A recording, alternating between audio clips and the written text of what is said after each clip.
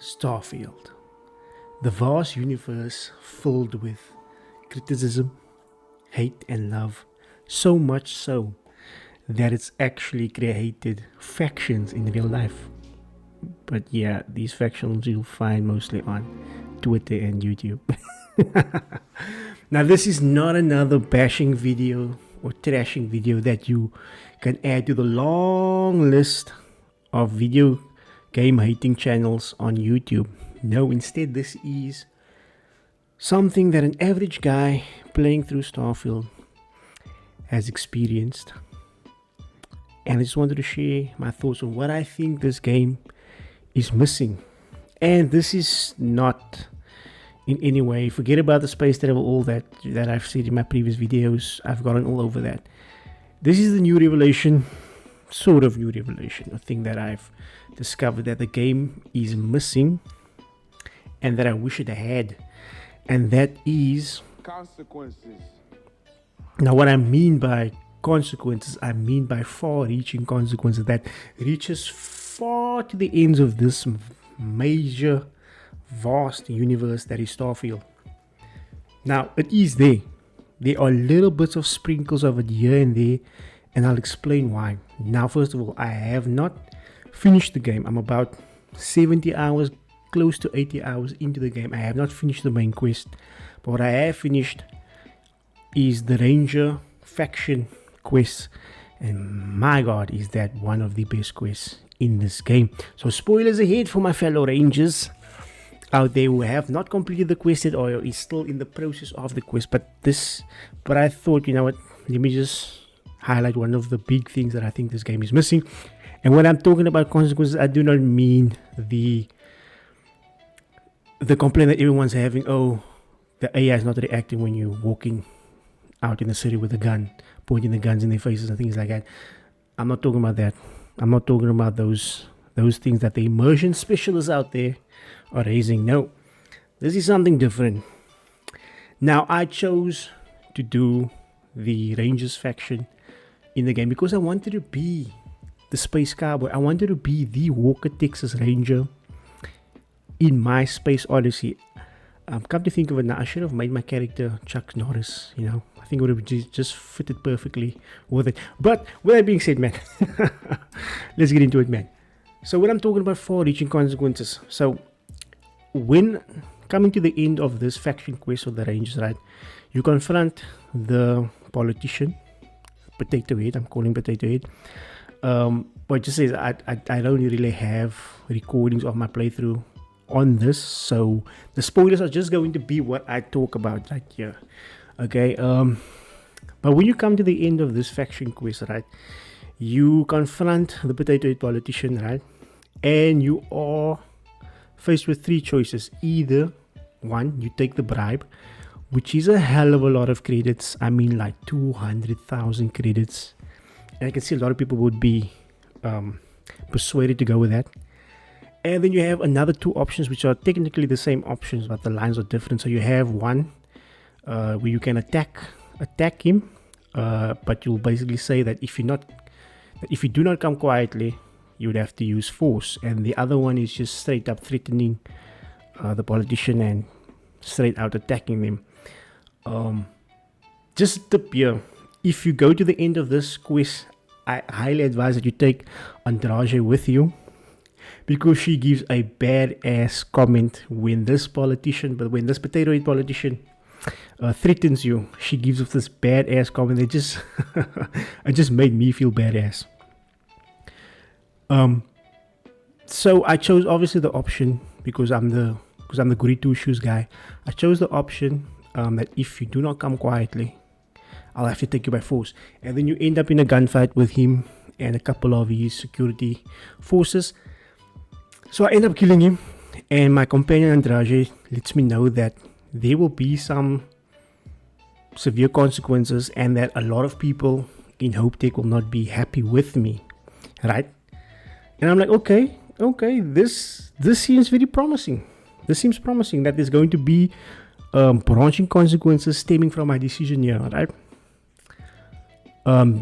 After that, I speak to this other character that's also there in the moment, and she's like very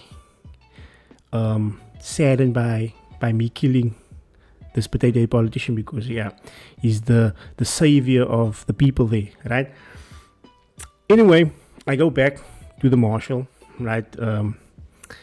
And here's where it gets a bit confusing, because at the start of this quest, this marshal lets you know that this politician guy is a high-ranking politician on some council for the Free State Collective and all that, right? And that you gotta respect this guy, and there's no way that we should cross this guy because he holds such an important seat on the council or something like that, right? But I go there and I explain myself, hey, I got the evidence and things like this. He didn't want to come quietly, so he has the evidence in that, and he's like, okay. He brushes it, okay. You can understand why I had to use force. All right. Now, when I say it's sprinkled, the consequences are sprinkled here and there. From this point onwards, when I go to my companion and I interact with him, the conversation is quite interesting. Every companion gives me their take on the situation, and they either agree with the decision with the decision or not. And I felt like this was really great, right? I think that my companions are actually giving their 2 cents on the decision I made. Some are agreeing, some are not, right? Then when I went exploring in New Atlantis, I'm just walking around crazy. I come to this SSN something, I don't know what it's called, but it's like the news station in the new settlement on New Atlantis. I come to the tower thing, and as I'm walking, I just hear Hope Tech. This news reporter is talking about Hope Tech thing, and I go closer and I'm listening in, and I actually hear someone reporting on my decisions and what was the outcome of that quest, and that Hope Tech is in shambles and things like that. I'm like, okay, so my choice that I made there has a far-reaching consequence, and it's echoing through the universe of Starfield.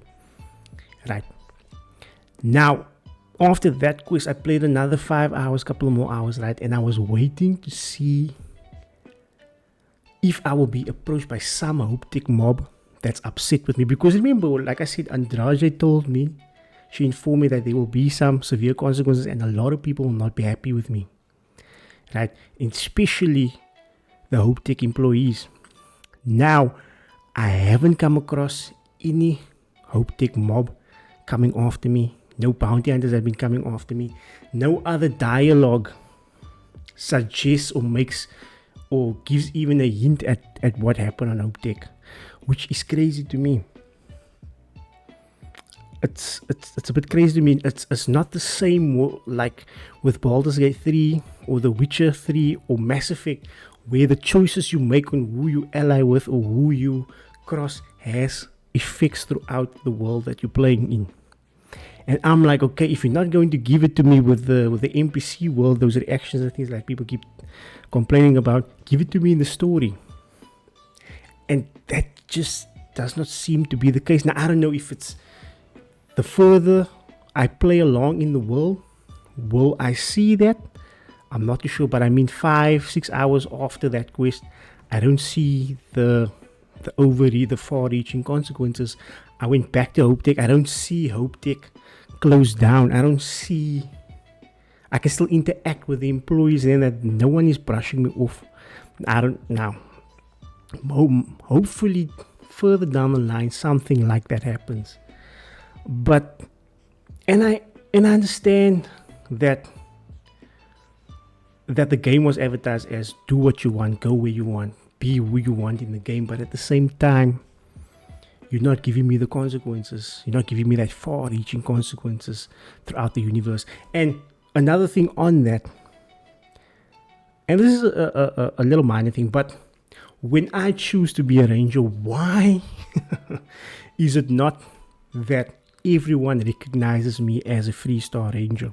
Why is it only the characters that I interact with within the ranger faction quest, they only recognize me as a ranger?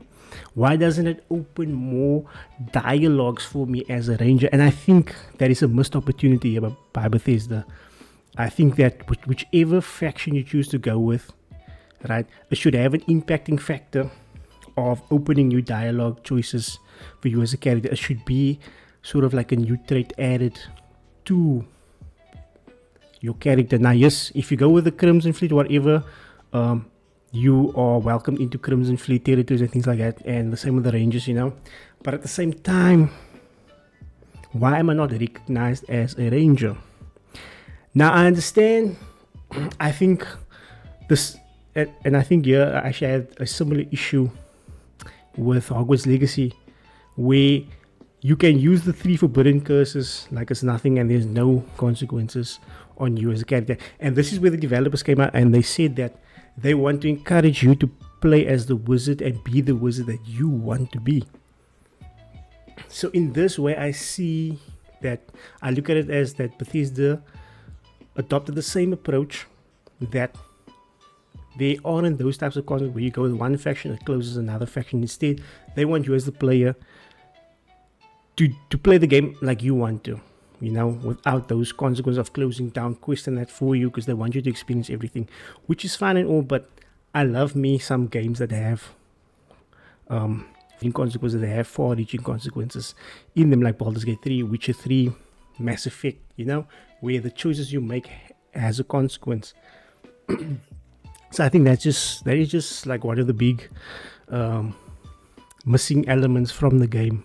But like I said, the consequences are there. They are sprinkled across the world and the universe as a whole in Starfield. It's not like they're not there. They are sprinkled there, but I wish Bethesda went more all in with the consequence system. I think it would have helped the game so much more. It would have helped the storytelling so much more. But like I said, this does not take away from the fact that I love the game. I think it's a great game. It's not a mid game. I think it's a great game and I'm having a lot of fun with it. But like I said, it could have been so much better if the game had those missing elements that I raised in my first impressions and thoughts of the game. That's up on my YouTube channel. You can check it out. But it does not take away that I love this game and I will continue playing this game. And I can only see this game getting better with new expansions, new updates. But with that being said, guys, let me know down in the comments below which faction you chose, or have you done all the factions and which was the best one. But and let me know, do you agree with me that by choosing a specific faction that should have opened some dialogue choices for you, or some traits of that for your character? I think it should have. That is my thoughts on the big thing I think is missing from the game, and this overshadows all the other things that I said was missing from the game. This for me is the big one. But as always, guys, I gotta love and leave yous. Do note, I create these videos purely as a hobby, so I would appreciate it if you could drop a like on this video if you enjoyed the content. Do consider subscribing for more videos, more gaming reactions and things like that, more live streams. I'm trying to put up more content there. But as always, I gotta love and leave you. Rampage out. Peace.